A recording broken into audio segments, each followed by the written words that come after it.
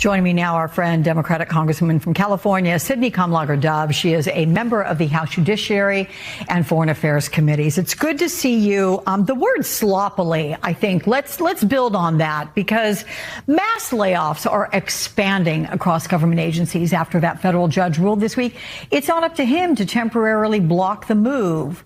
How are these layoffs and these broader government cuts, how are they impacting your constituents? And do you think Americans are getting what they voted for?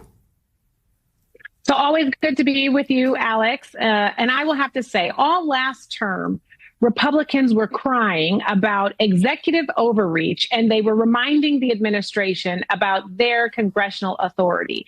And now this term, they are silent. They are running into the shadows, and they are running away from the truth. But the truth is what the American people are demanding in my district and in districts across this country. They are Republicans, they are Democrats, they are independents. They are saying all of these sloppy, illegal, unconstitutional maneuvers are upending our economy. They are costing us more. They are not producing savings. And we do not have a king in office. We have a president. There you go. There's the reaction. So what about the new polling from Washington Post Ipsos? And that finds 57% of Americans think Donald Trump has exceeded his authority since taking office. And you've suggested the U.S. is in a constitutional crisis. I've heard it from others, too, by the way. So with the flood of developments upending the government, where are you focusing your attention? Well, we know that right now it's litigation instead of legislation, and we are working with the courts. There are over 75 lawsuits now in different courts demanding this administration put a pause on some of these constitutionally questionable actions. What we also know from that poll is that the American people want Donald Trump to focus on lowering the price of eggs and stopping these planes from falling out of the sky. And they also want him to follow the law. So if the courts rule that he is doing something illegal, they want him to stop. And they want him to remember that we have checks and balances in this country, which include the legislative and the executive branch. He and Elon Musk don't seem to want to abide by that. Well, to that end, let's talk about Elon Musk, because in that Washington Post Ipsos poll, just 34% of those respondents approve the way Elon Musk is handling his job. 49% disapprove. What job, you might ask? Well, National Economic Council Director Kevin Hassett referred to Elon Musk as, quote, our IT consultant during a press briefing. I mean, why the downgrade of Musk's visibly powerful role in this administration? Is he maybe concerned that Americans are turning on Musk, or maybe this is an effort at some sort of a legal cover? Well, I think it was curious when they had that, the reporters in the White House, and it was Elon Musk towering over Donald Trump, who didn't know what to say. And Elon's child was essentially telling the president to shut up. People do not want someone who has not been vetted, who has not been hired with proper security clearance, who they did not elect to be running the show. And now here this man is doing a slash and burn with government agencies and workers across the country. Republican and Democrat workers are getting fired. And he's taking our Social Security numbers, he's taking our financial data, and he's giving himself millions of dollars in contracts. I mean, none of that squares. Well, let me talk about something hitting a little closer to home, potentially, because Musk's DOGE team is now inside FEMA, and that's preparing for deeper cuts after 200 probationary employees were fired a week ago. And Politico reports FEMA was directed to make a list of anyone who worked on climate or equity for potential firing.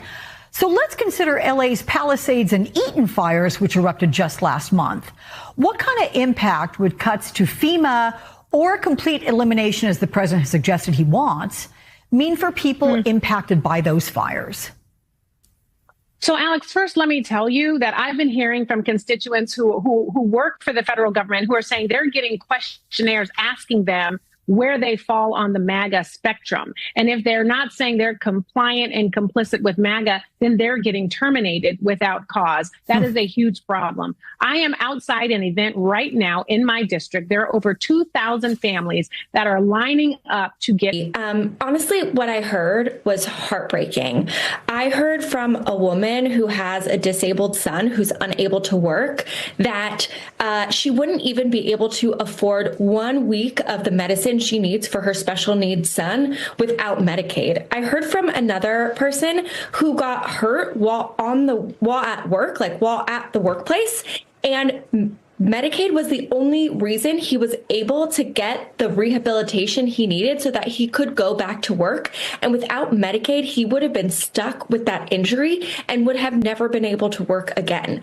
These are the kinds of programs we're hearing from people. And that's why I think it's so important that we talk about the real human impact. Because I know sometimes we talk about numbers like $2.5 trillion or, programs that sounds like monopoly money and faceless bureaucrats in a big gray building in Washington, D.C., but these are real people's lives who are going to be impacted. Where I represent in San Diego, 1 in 6 people rely on Medicaid for their health care. And, one of the things I heard from folks yesterday was, while they can find substitutes for other programs, like if they need to go to a food bank or something, there is no other substitute for getting medical treatment. That if they don't have Medicaid, they just will not get the medical treatment that they need.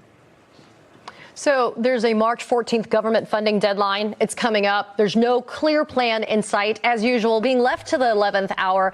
When the GOP even holds majorities in both chambers, they still can't seem to avoid the chaos. Should Americans be bracing themselves for a government shutdown? Government shutdown? Why? Look, House Democrats want a bipartisan deal on this. We do not want to shut down the government. We know that hurts so many people. And we are trying to work in good faith to get there. I think for us, one of the things that's most important is making sure that whatever agreement we get to has some sort of assurances that the executive branch will actually be implementing the funding that we vote on a bipartisan basis. Oh, that's right. And as you said, Kitty, they have the majority. They actually don't need our votes. If What? They are Don's leader votes. Oh. they don't want to in the House. But, we've seen that they're unable to actually get anything done on their own. And so we're willing to work with them. But, we want to make sure that anything we do actually will get implemented and that we push back on some of these really illegal actions of Elon Musk and Doge. Right. So friends, please comment. Everyone agree with her. Please comment, okay? So you're doing some really good work. You always have been in Congress. You're introducing bills to protect USAID, which we know protected USAID has been a huge target for Trump. Huge target. Trump and the Musk tech bros. But I have to ask you, Congresswoman, because I'm asked this by my followers on social, the viewers to the show, and I want to know as an American. Right. What else are you guys doing, right? Because there's got to be pressure points on the other side. It's become a numbers game in terms of the Republicans have this number and the Democrats have this number. And I appreciate strong words and I appreciate the introduction of bills. But when it comes down to a numbers game. So everyone, please comment how was this video. I know this video was very amazing. So friends, I want say about this Elon Musk. So some time ago, they said Elon Musk he's himself. So do you believe Elon Musk he's himself? Please comment. And do you support Elon Musk? Please comment. So I know Elon Musk he's very incredible. So Elon Musk has a lot of politics and everything. So Elon Musk he's billionaire in America. So Elon Musk and Tampa last election was last election was very important and very amazing. Because Elon Musk full supported for Tampa. So this is very amazing and very important. So friends, what's your favorite president in America? Please comment. So friends, and do you support Elon Musk and Tampa? Please comment. So friends, don't forget to subscribe my YouTube channel and click this notification. So friends, okay, see you later again another new reaction video.